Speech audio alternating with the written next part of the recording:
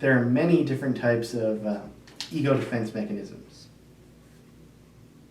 And the first and most fundamental defense mechanism is repression. And the reason why repression is considered the most fundamental is because it's the keystone to all the different types of defense mechanisms. And the way that's explained is because repressed ideas enter the consciousness only when they are disguised enough so that they don't cause anxiety. And so basically, no matter what type of anxiety you're experiencing, when you repress the idea still comes to your mind, but in a way that doesn't produce anxiety. And this is shared throughout any type of defense mechanism. Modified or repressed ideas show up in dreams, in humor, in physical symptoms, during free association, and in parapraxis. Displacement is the next important defense mechanism. Displacement involves replacing an object or goal that provokes anxiety with one that does not. So let's say there's a guy here at BYU-Idaho who really wants to ask a girl out on a date, but he can't work up the courage to do it. So instead, he decides to distract himself by playing video games. That's an example of displacement, because he's taking what he really wants and he's making a distraction for himself so that he doesn't feel the anxiety. The next form of ego defense mechanism is called sublimation, and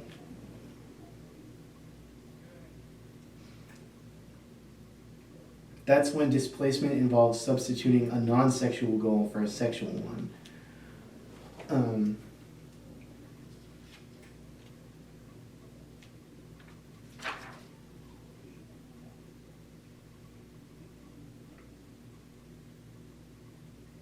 And basically that theory is when we can't express our sexual desires, so we come up means as a culture to express those sexual desires in a healthy way.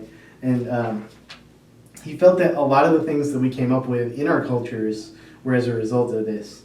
And some of these things are poetry, art, religion, sports, politics, and education, and pretty much everything else that characterizes civilization.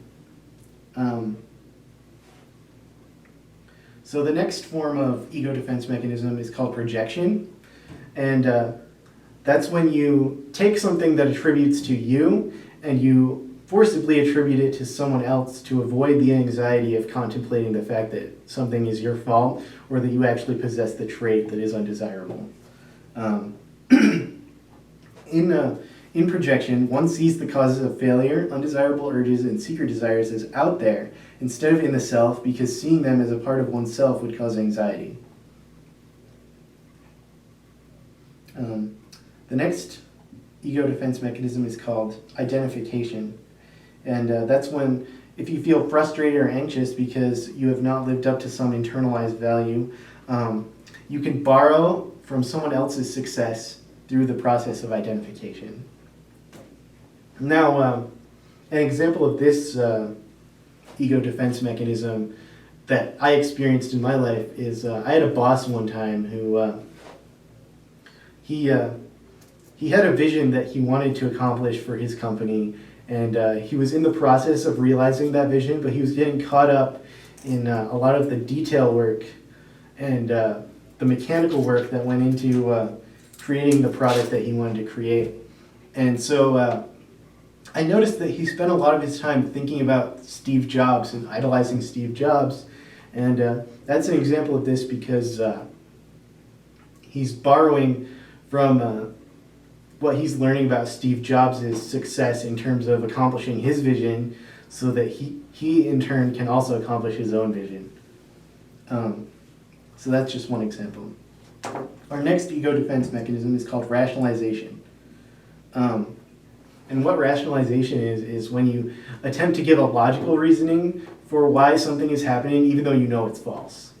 So basically you're lying, but you're doing it in a way that is believable so that you don't have to face the anxiety of people knowing the true reason for why you're doing something that you're uncomfortable with. And then the final type of ego defense mechanism is called reaction formation. And reaction formation is basically when you do the opposite of what you really want to do. So, for example, Hey Arnold, if anybody 20 or over typically is familiar with that cartoon on Nickelodeon, one of the main characters in the show, her name was Helga, and she had a crush on Arnold. But instead of expressing her crush to Arnold, she would actually treat Arnold with a lot of hostility and aggression, and she would pick on him and bully him. And that's basically her having a reaction formation to the fact that she likes Arnold, because she doesn't want to deal with the anxiety of admitting to him that she likes him. And I believe we're out of time today.